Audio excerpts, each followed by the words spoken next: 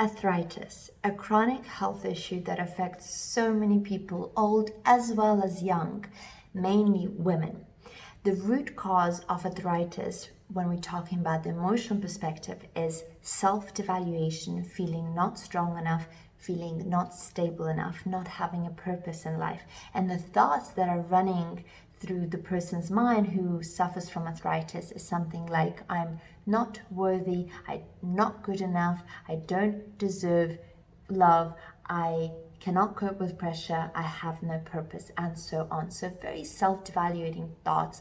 And arthritis is a disease that shows up in the regeneration phase, meaning that you've been stressed, let's say, climbing that career ladder for 20, 25 years, and then when you retire and you sort of decide, give it all up and none of that matters, and it's more time to spend with your grandchildren, this is where arthritis shows up. So it was all collecting that inflammation, that tissue during the stress phase, and when the regeneration trigger came in, when you decided to resign and do something a lot more enjoyable, this is where arthritis shows up. Arthritis is inflammation around the joints, which is the bone, and can be very, very painful, especially during flare-ups. Now, the way I would work as a root cause analysis practitioner with arthritis, number one, I would look at the trigger, the root trigger that started the stress phase of arthritis in the first place. So looking at things, where do you feel self-devaluated? Where was your worth hurt? How can we boost your confidence, right? How can we release that emotional charge in the bones? That would be number one that I would target with using techniques like emotional freedom technique, tapping along all the meridian points and saying affirmations like, I'm confident, I'm worthy, I have a purpose, I deserve a success, love, health, and all the rest. There's also Kundalini yoga exercise that is great for preventing arthritis or improving the symptoms of it.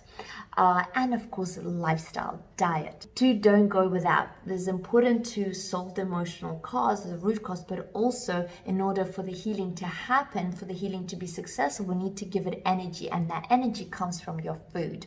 So of course, avoiding inflammatory foods like meat and other animal products, dairy, sugary foods, processed foods, white rice, white potatoes, fizzy drinks, alcohol, smoking, right? So all of that need to be cut out and introduce instead fruits and vegetables, especially pineapple and papaya, because they contain these awesome digestive enzymes, bromelain and papain, which affect the inflammation in a positive way.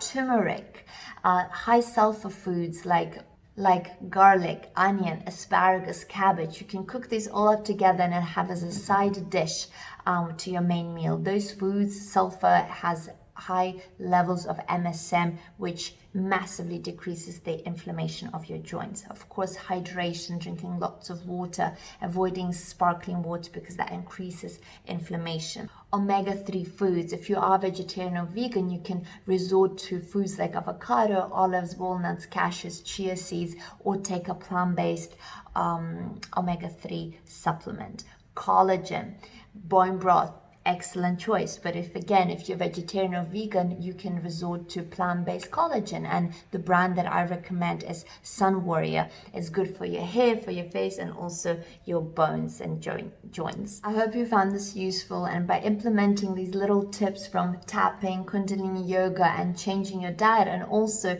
really looking at how do you really feel, what are your emotions like around your self-worth, around that confidence, around that self-value, how do you feel about it?